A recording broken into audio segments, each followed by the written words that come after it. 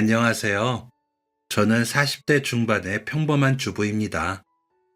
사람 인연이라는 게 참 묘한 데가 있습니다. 피 한 방울 섞이지 않았음에도 친자매보다 더 깊고 끈끈한 정을 나누는 사이가 있는가 하면 한 핏줄을 타고났음에도 남보다 못한 사이가 되어 평생을 등지고 사는 가족도 있으니 말입니다. 저에게는 전자에 해당하는 중마고우가 한 명 있습니다. 저와 그 친구는 한 동네, 그것도 담벼락 하나를 사이에 두고 살았습니다. 아침이면 누가 먼저랄 것도 없이 대문을 박차고 나와서 서로의 이름을 불렀고, 해가 뉘엿뉘엿 넘어갈 때면 밥 먹으라는 엄마들의 고함 소리가 들릴 때까지 함께 놀았죠. 그때는 그랬습니다. 맛있는 반찬이 생기면 담장 너머로 그릇이 오가고, 슬픈 일이 있으면 내일처럼 부둥켜 안고 서로 울어주었죠. 저희 집과 친구네 집은 이웃 사촌이라는 말이 딱 어울리는 사이였습니다. 친구네 집은 참 화목했습니다. 무엇보다 친구의 아버지는 동네에서 소문난 애처가이자 딸바보였죠.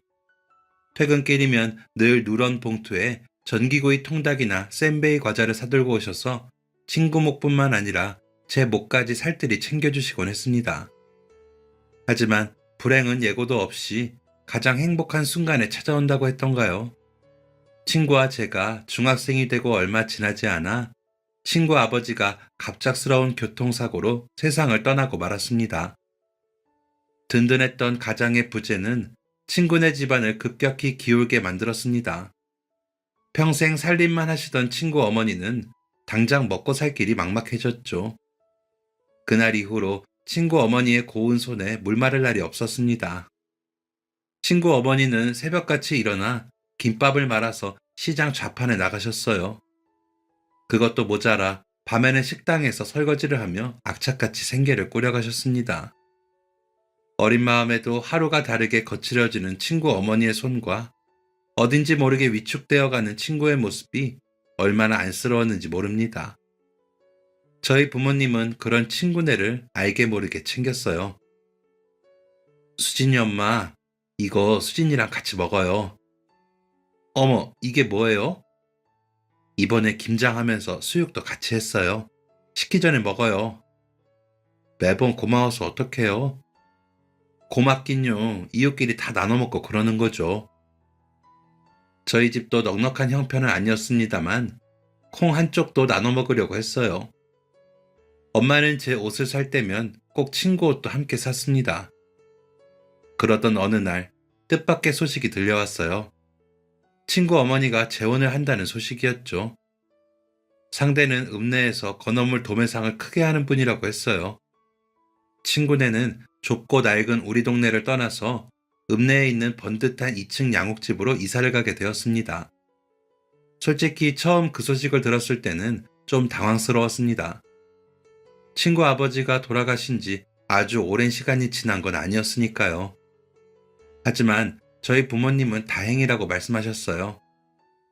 친구 어머니가 새벽 찬바람을 맞으면서 고생하는 걸 누구보다 가까이서 지켜보셨으니까요. 저 역시 부모님 말씀을 듣고 보니 이제 친구가 춥고 배고픈 걱정 없이 살 수 있겠다는 생각에 마음이 놓였습니다. 하지만 제 예상은 보기 좋게 빗나갔어요. 시간이 흐를수록 친구의 얼굴은 점점 어두워졌습니다. 예전처럼 활짝 웃는 법이 없었고 한여름에도 긴팔 체육복을 고집하며 몸을 꽁꽁 싸매고 다녔습니다. 친구의 눈 밑에는 늘 짙은 그늘이 드리워져 있었어요. 그러던 어느 날 친구가 소매를 걷어올려 자신의 팔뚝을 보여줬습니다.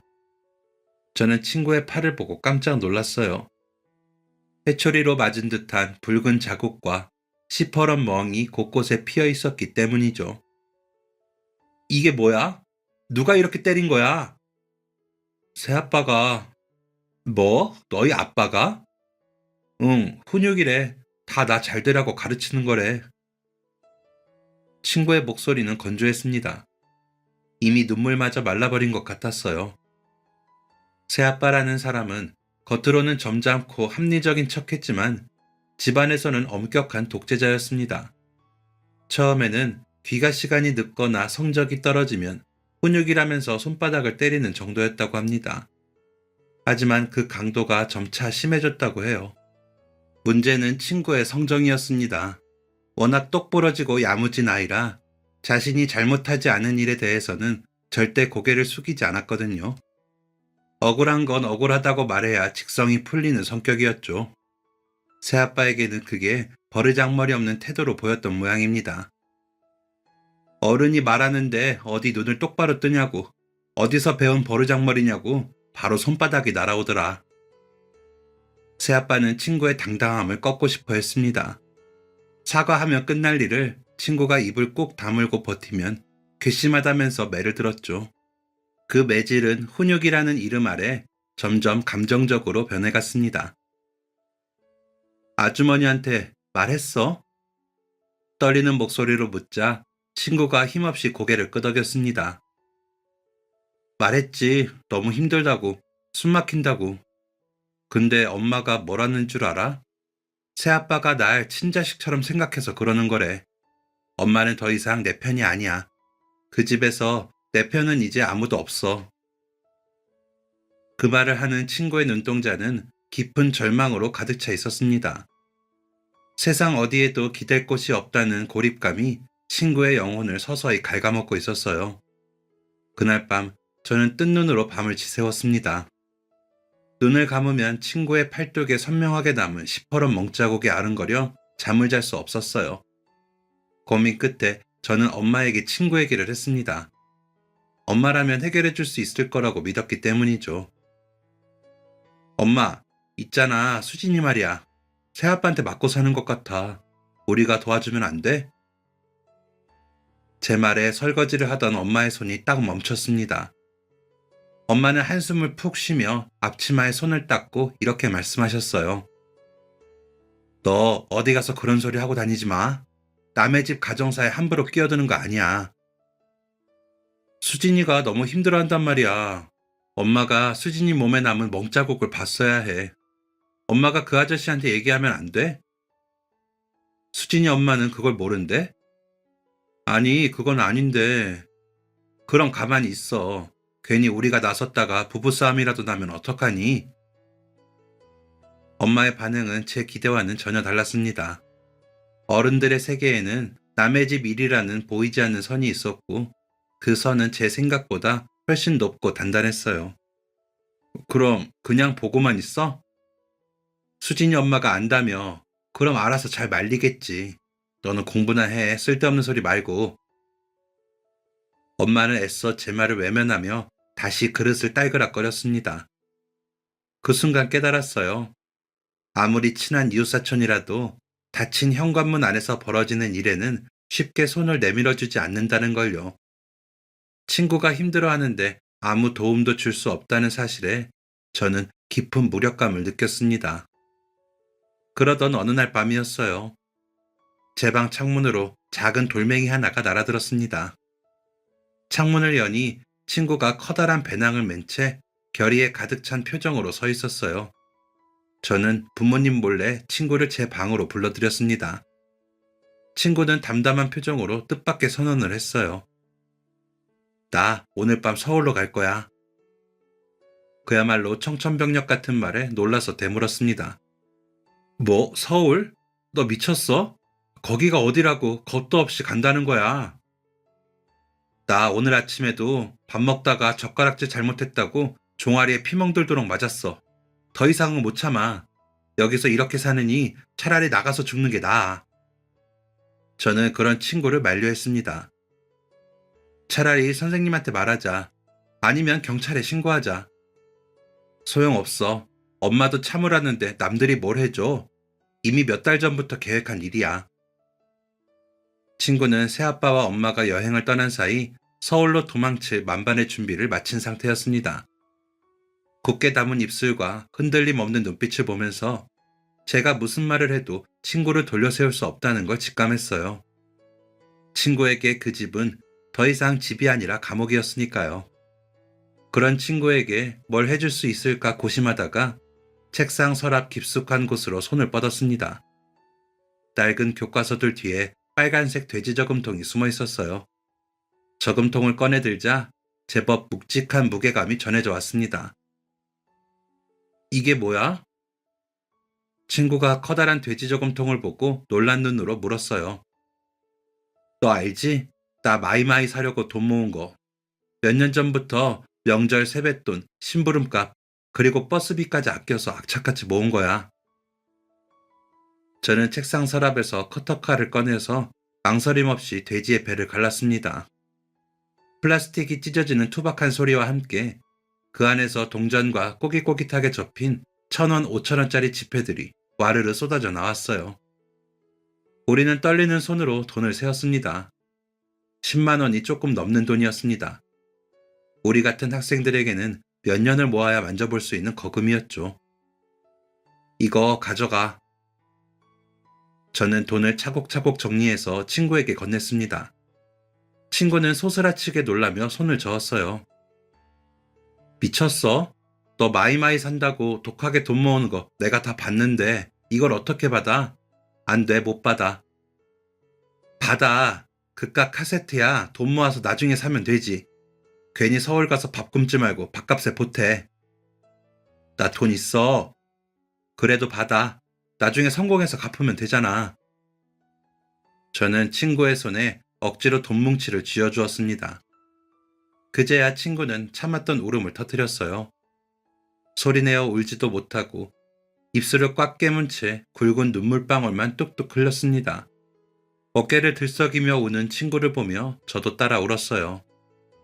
고마워. 진짜 고마워. 이 돈 절대 허투루 안 쓸게.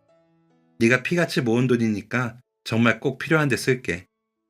부모님이 깨실까봐 우리는 도둑고양이처럼 살금살금 집을 빠져나왔습니다.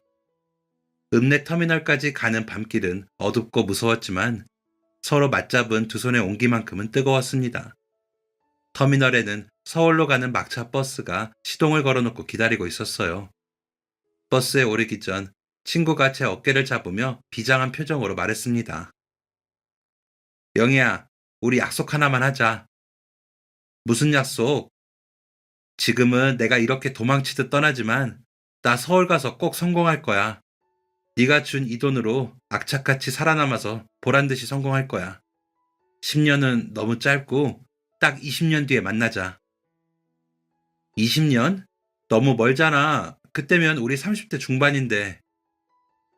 제 말에 친구는 고개를 저었어요. 그리고 이렇게 말하더군요. 아니야.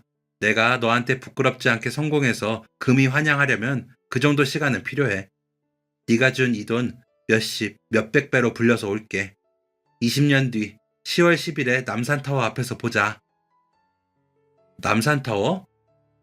응, 서울 남산타워. 거기 꼭대기에 근사한 레스토랑이 있대. 20년 뒤에 거기서 밥 먹자. 내가 살 테니까 꼭 와야 해. 친구의 눈빛은 밤하늘의 별보다 더 형형하게 빛나고 있었습니다. 그 당차고 야무진 모습에 저도 모르게 눈물을 닦으며 고개를 끄덕였어요. 알았어, 꼭 나갈게. 그 전에 서울 올라가면 잘 도착했다고 전화 줘야 돼. 알았지? 응, 연락할게. 더 이상 말을 잇지 못하고 울먹이는 저를 한 번 꽉 안아준 친구는 그대로 버스에 올라탔습니다. 덜컹거리는 버스가 어둠 속으로 멀어질 때까지 저는 그 자리에 못 박힌 듯 서 있었어요. 붉은 미등이 점이 되어 사라진 뒤에야 저는 터덜터덜 집으로 돌아왔습니다. 그 후 한동안은 친구에게서 간간히 연락이 왔습니다. 공중전화로 건 짧은 안부전화였죠.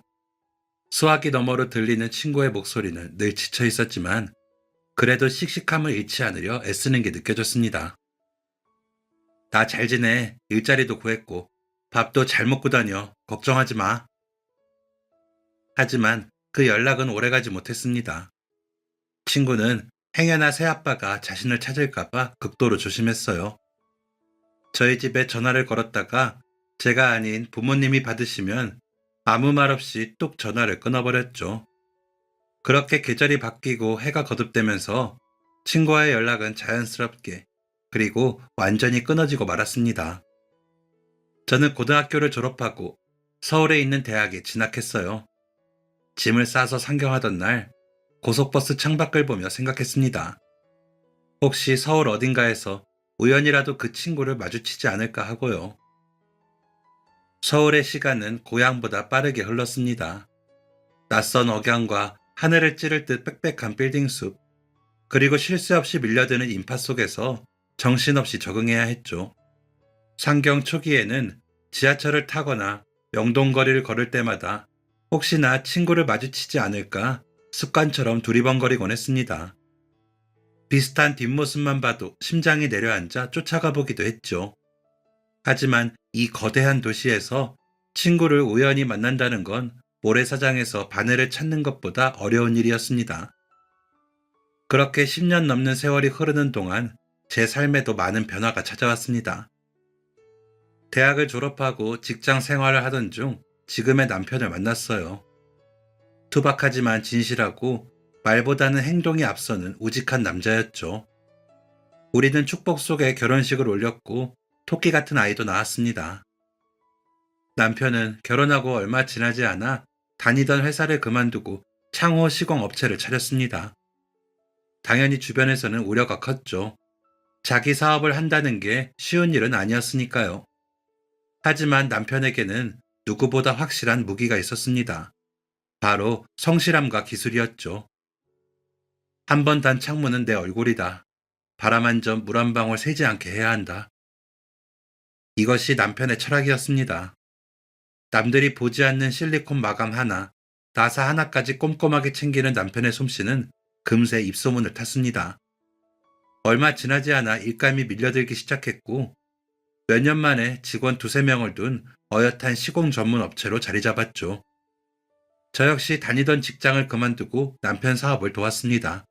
격리 업무, 자재 발주, 거래처 장부 관리까지 도맡으며 부부가 함께 머리를 맞대고 회사를 키웠죠. 땀 흘려 번 돈은 정직했습니다.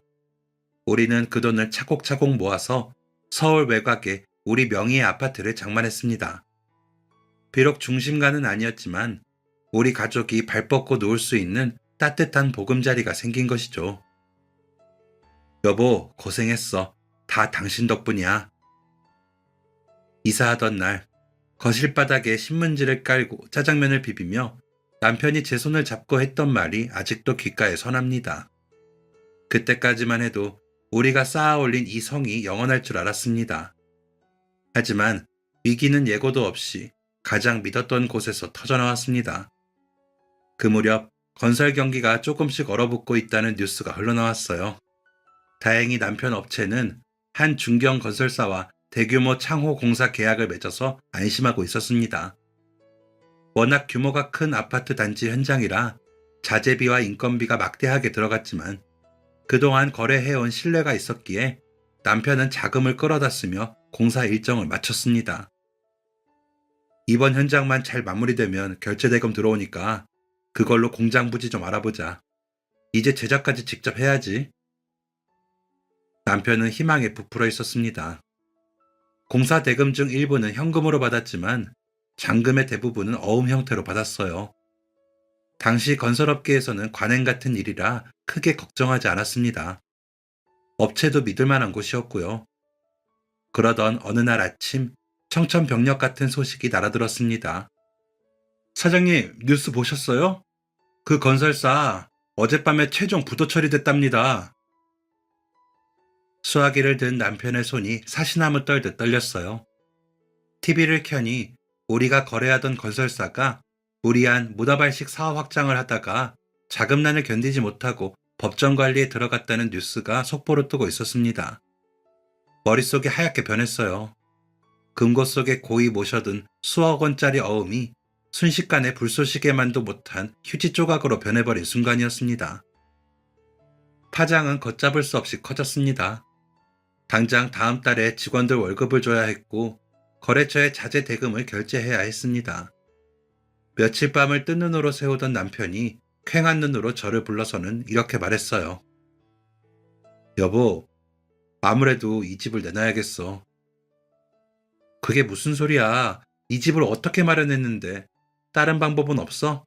대출이라도 더 알아보면. 이미 회사 명의로 받을 수 있는 대출은 다 끌어다 썼어. 직원들 나 하나 믿고 따라온 식구들이야. 내가 망했다고 그 사람들 월급이랑 퇴직금까지 떼어먹을 순 없잖아. 다른 사람들 눈에 피눈물 나게 하고 싶지 않아. 남편의 목소리는 갈라져 있었지만 단호했습니다. 저는 울음을 삼키며 고개를 끄덕일 수밖에 없었어요. 결국 우리는 꿈에 그리던 아파트를 금매로 내놓았습니다. 시세보다 헐값에 팔려나가는 집을 보면서 가슴이 찢어지는 것 같았습니다. 집을 판 돈으로 직원들의 밀린 월급과 퇴직금을 모두 정산해 주었습니다. 직원들은 꼭 다시 일어나시라며 눈물을 흘리고 떠났습니다. 하지만 진짜 지옥은 그때부터였어요. 인건비는 해결했지만 막대한 자재 대금은 고스란히 빚으로 남아 있었거든요. 요리 공장, 알루미늄 공장 사장들이 돈을 내놓으라며 사무실로 들이닥쳤습니다. 사람 좋기로 소문난 양반이 이러면 안 되지. 우리도 다 죽게 생겼어. 빚쟁이들의 고성과 욕설이 난무하는 사무실에서 남편은 무릎을 꿇고 빌었습니다. 꼭 갚겠습니다. 몸이 부서지는 한이 있어도 갚을 테니 조금만 시간을 주십시오. 한순간에 사장님에서 빚쟁이로 전락한 남편은 그날부터 막노동 현장으로 나갔습니다. 일당을 조금이라도 많이 주는 곳이면 지방이든 산골이든 가리지 않고 달려갔어요. 저 역시 가만히 있을 순 없었습니다. 당장 아이 학원비는커녕 쌀떡 채울 돈도 없었으니까요. 보증금이 싼 낡은 빌라의 월세방으로 이사를 마친 후 저는 생활정보지를 뒤적였습니다. 그러다 한 구인 광고가 눈에 띄었어요. 유명한 프랜차이즈 김밥집이었습니다. 초보도 가능하다는 말에 일단 가게로 쫓아갔어요. 설거지랑 재료 손질만 하시면 돼요. 힘쓰는 일이 많아서 좀 고될 텐데 할 수 있겠어요? 점장님의 물음에 저는 고개를 세차게 끄덕였습니다. 네, 할 수 있습니다. 뭐든 시켜만 주세요. 그날부터 저의 전쟁 같은 하루가 시작되었습니다. 고무장갑을 끼고 산더미처럼 쌓인 그릇을 닦고 무거운 쌀포대를 나르고 뜨거운 밥솥과 씨름했어요. 점심시간이면 밀려드는 주문에 정신을 차릴 수 없었습니다. 퇴근하고 집에 오면 손가락 마디마디가 퉁퉁 부어서 주먹이 쥐어지지 않을 정도였어요. 그렇게 하루하루를 빚 갚는 기계처럼 감정 없는 로봇처럼 살아가던 어느 날이었습니다.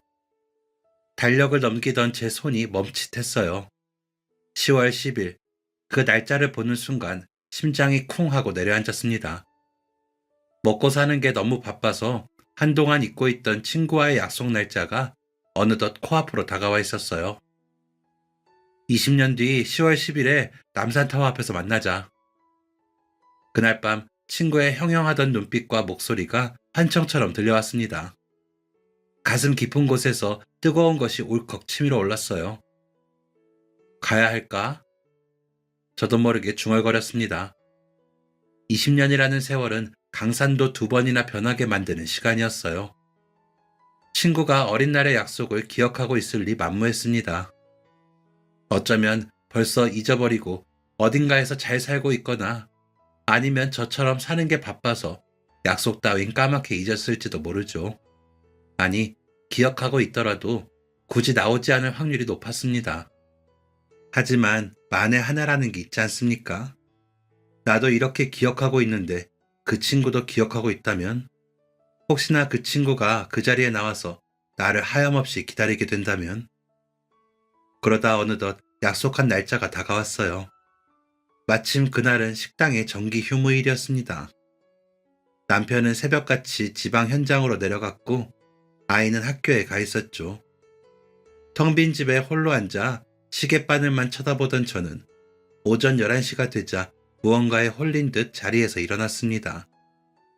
옷장을 뒤져 그나마 가장 깨끗한 블라우스를 꺼내 입고 립스틱을 짙게 발라 핏기 없는 입술을 감췄어요.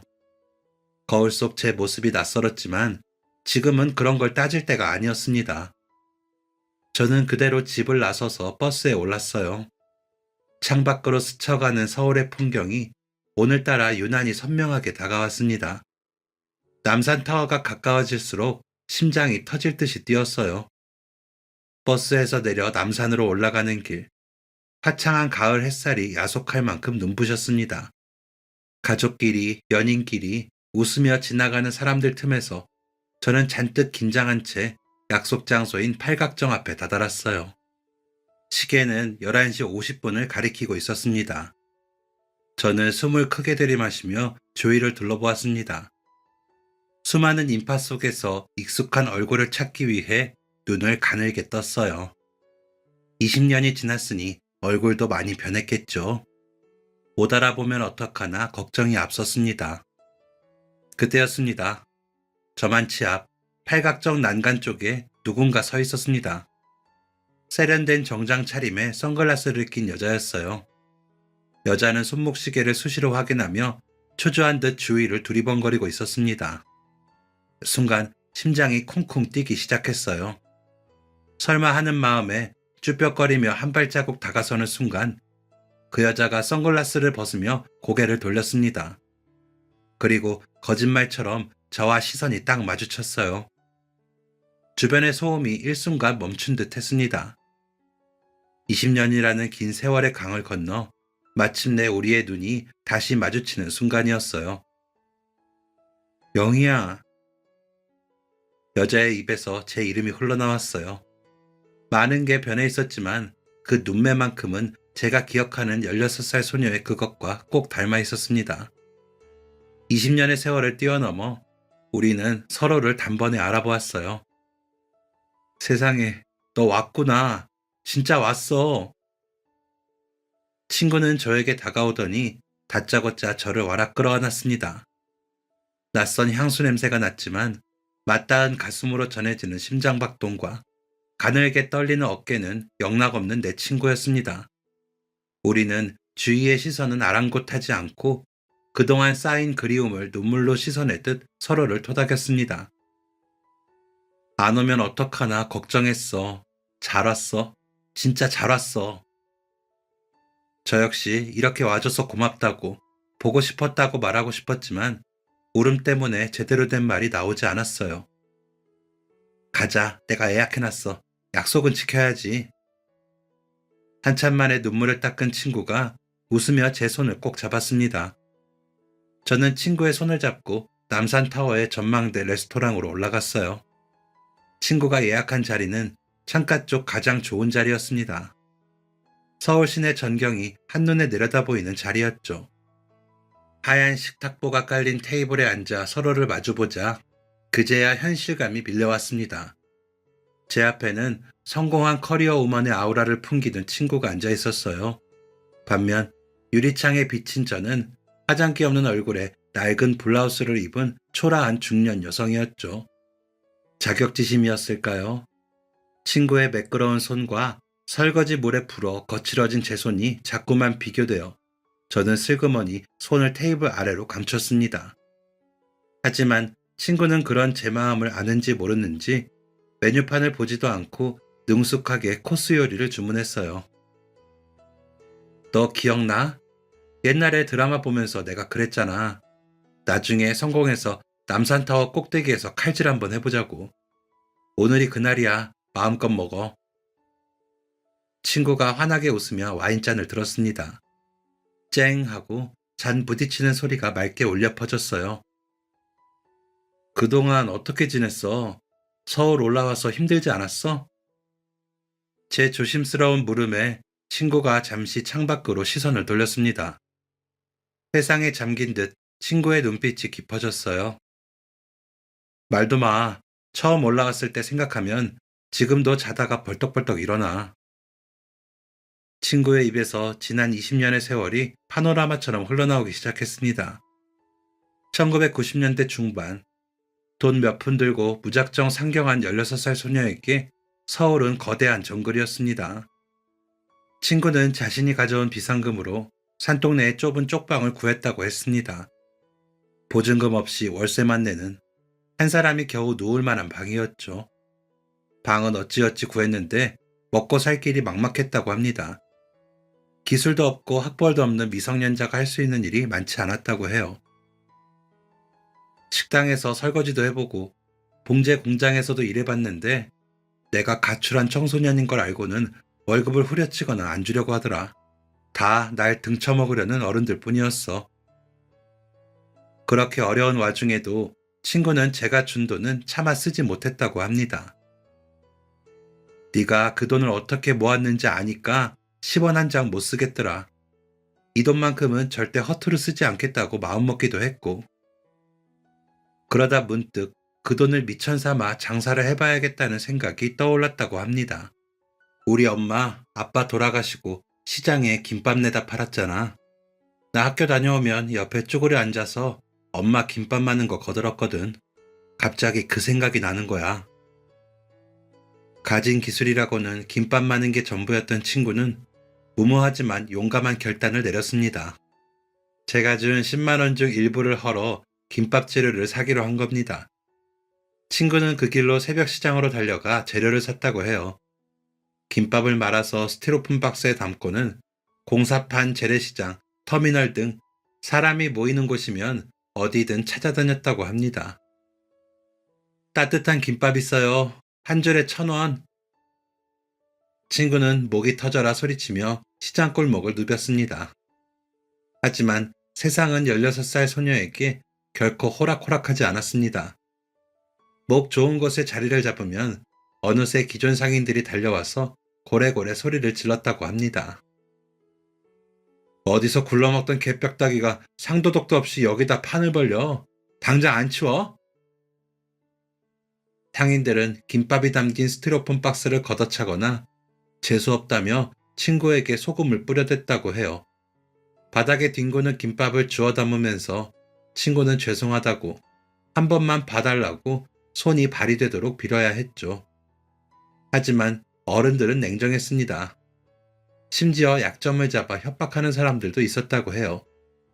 미성년자가 길거리에서 장사를 하니 단박에 가출 청소년이라는 것을 눈치챈 거죠. 너 집에서 도망 나온 거지? 지금 당장 여기서 안 꺼지면 경찰에 신고해서 집으로 돌려보낸다. 친구는 그 말이 가장 무서웠다고 합니다. 그래서 신고하겠다는 말이 들리면 팔다 남은 김밥통을 끌어안고 뒤도 돌아보지 않고 도망쳤다고 해요. 서러움에 공중 화장실 구석에 숨어서 소리 죽여 운 날도 셀 수 없이 많았다고 합니다. 그만두고 싶을 때가 한두 번이 아니었어. 그냥 다 포기하고 싶었지. 그런데 그때마다 네가 떠올랐어. 서울 가서 성공하겠다고 호언장담했는데 여기서 포기하면 인간이 아니다. 그렇게 되뇌면서 하루하루를 버텼지. 그 오기가 친구를 다시 일으켜 세웠습니다. 친구는 결코 포기하지 않았어요.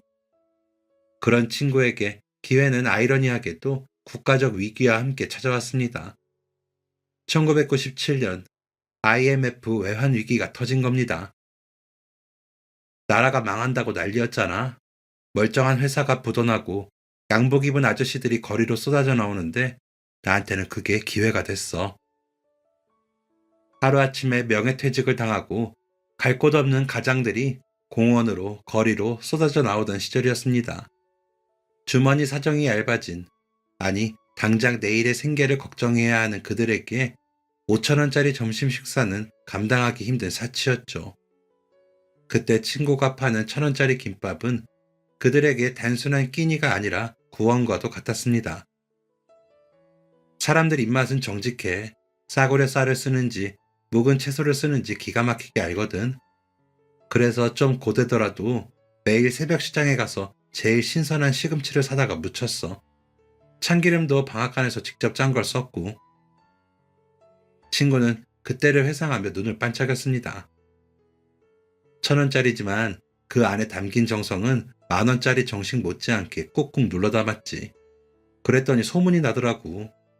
밥값을 아끼려고 사먹던 넥타이 부대들도 나중에는 이 집 김밥을 먹으면 속이 든든하다면서 줄을 서기 시작했어. 그때부터 친구의 김밥은 날개 돋친 듯 팔려 나갔습니다. 친구는 물량을 맞추기 위해 비가 오나 눈이 오나 하루 3시간 쪽잠을 자며 김밥을 말았다고 해요. 손목 인대가 늘어나서 파스를 칭칭 감고 살았고 뜨거운 밥을 하도 만져서 손가락 지문이 닳아 없어질 정도였다고 합니다. 그렇게 악착같이 일하고 차곡차곡 돈을 모아서 작은 매장을 열고 조금씩 넓혀갔다고 해요. 그러다 시내 한복판에 커다란 가게를 열게 됐다고 합니다. 그 뒤로는 뭐 앞만 보고 달렸지. 김밥 하나로 시작해서 메뉴도 차츰 늘리고 직영점도 내고 그러다 보니 여기까지 왔네. 담담하게 말하는 친구의 목소리에는 지난 세월의 고단함과 그것을 이겨낸 자부심이 동시에 묻어났습니다. 정말 대단하다. 넌 뭐든 해낼 줄 알았어. 어릴 때부터 당차고 야무졌잖아. 그럼 지금은 꽤 유명한 김밥집 사장님이겠네? 저는 진심으로 감탄하며 고개를 끄덕였습니다. 친구가 냅킨으로 입가를 닦으며 쑥스러운 듯 웃었어요. 전국에서 가맹점 문의가 들어오니까 나름 성공한 거지. 네가 사는 동네에도 있을지 모르겠다. 그러면서 친구가 자신의 브랜드 이름을 말했습니다. 순간 저는 쥐고 있던 포크를 떨어뜨릴 뻔했어요. 머릿속에서 쾅 하고 천둥이 치는 듯 했습니다. 제가 주방 보조로 일하고 있는 바로 그 프랜차이즈였거든요. 하루 종일 재료를 손질하고 설거지를 하는 그 가게의 주인이 바로 제 친구였던 겁니다. 네가 거기 대표라고? 응, 왜? 너희 동네에도 있어? 친구는 반가운 듯 물었지만 저는 말문이 막혀서 입만 벙긋거렸습니다. 세상에 이런 우연이 있을까요? 동시에 친구의 눈부신 성공과 저의 초라한 현실이 극명하게 대비되면서 얼굴이 화끈거렸습니다. 친구는 대표님이고 나는 그 회사의 말단 주방 아줌마라니 쥐구멍이라도 있으면 숨고 싶은 심정이었어요. 야, 내 얘기만 너무했다. 너는? 너는 그동안 어떻게 살았어? 결혼은 했고? 남편은 뭐 하는 사람이야? 친구가 호기심 어린 눈으로 물었습니다. 저는 마른 침을 삼켰어요. 사실대로 말해야 할까?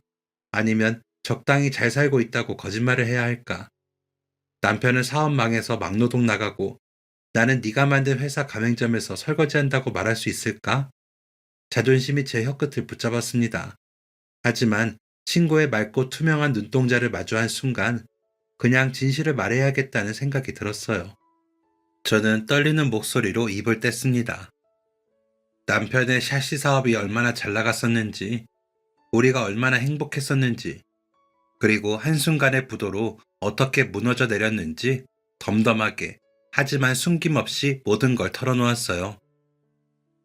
그래서 지금은 월세방 살면서 식당 일 다니고 있어. 남편은 공사판 다니고 있고. 제 이야기가 이어질수록 친구의 표정이 굳어졌습니다. 안타까움과 놀라움, 그리고 슬픔이 교차하는 얼굴이었어요. 그리고 이게 진짜 믿기지 않겠지만 저는 마지막 용기를 내어 고백했습니다. 내가 지금 일하는 식당이 바로 네가 만든 그 브랜드야. 나 거기서 주방 보조로 일해. 잠시 정적이 흘렀습니다.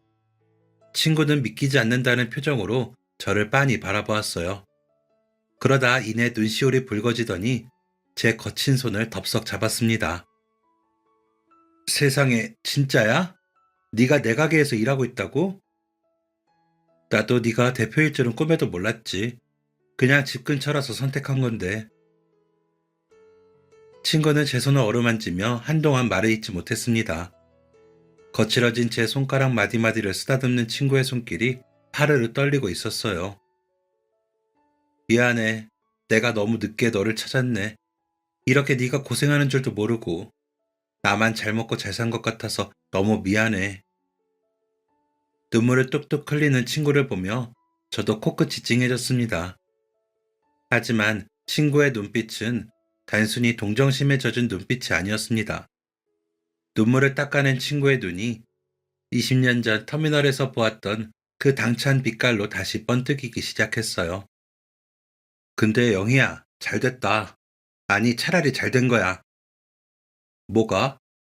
나 지금 절실하게 필요한 사람이 있거든. 사업하는데 믿고 맡길 사람이 없어서 미치겠던 참이었어. 친구는 가방에서 손수건을 꺼내 눈물을 닦더니 자세를 고쳐 앉았습니다.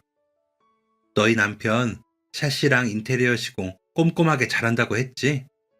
직원들 월급 챙겨주느라 집까지 팔 정도로 책임감 강한 사람이고. 그렇긴 하지. 기술 하나는 자부심 있는 사람이니까. 그리고 너 옛날부터 꼼꼼하고 돈 계산 하나는 확실했잖아. 내 매장에서 일해봐서 현장 돌아가는 것도 잘 알 테고. 친구가 제 눈을 똑바로 응시하며 뜻밖의 제안을 했습니다. 나랑 같이 일하자. 아니, 내 사업 파트너가 되어줘. 그게 무슨 소리야? 나 지금 매장이 전국으로 늘어나는데 인테리어 업자들 때문에 골머리를 앓고 있어. 공사기한 안 지키고 자재 빼돌리고 마감 엉망으로 해놓고 도망가는 사람들 천지야. 내가 믿고 맡길 수 있는 내 사람이 필요해. 친구의 목소리에 힘이 실렸습니다.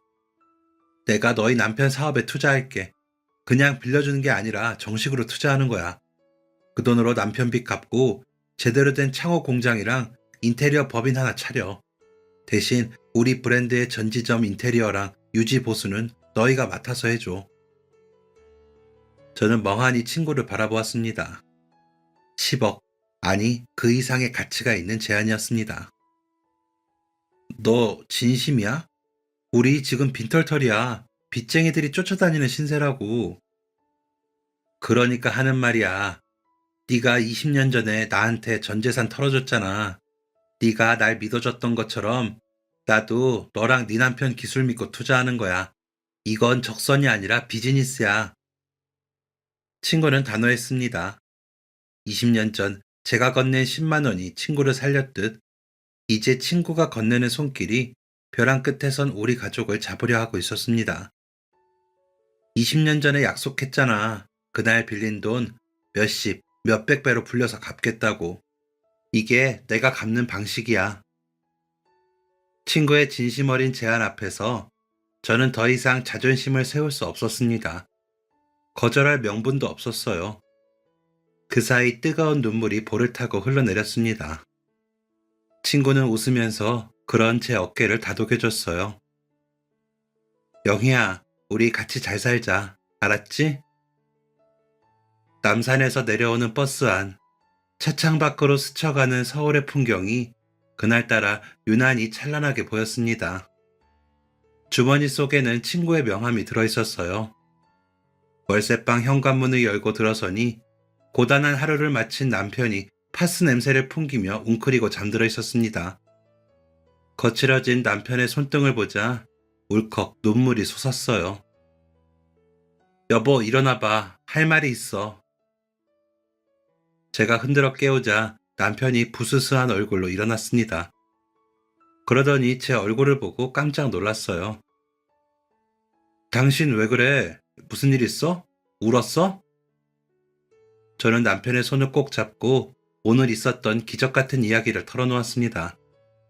20년 전 헤어진 친구를 만난 일, 그 친구가 지금 내가 일하는 프랜차이즈의 대표라는 사실, 그리고 당신의 기술을 믿고 투자하겠다는 제안까지. 이야기를 듣는 내내 남편의 눈이 점점 커지더니 이내 믿을 수 없다는 듯 멍한 표정이 되었습니다. 그게 정말이야? 우리 같은 사람들한테 거액을 투자하겠다고? 응, 당신 기술 믿고 파트너로서 같이 가자고 제안한 거야. 당신 실력이면 충분히 그럴 자격 있다고.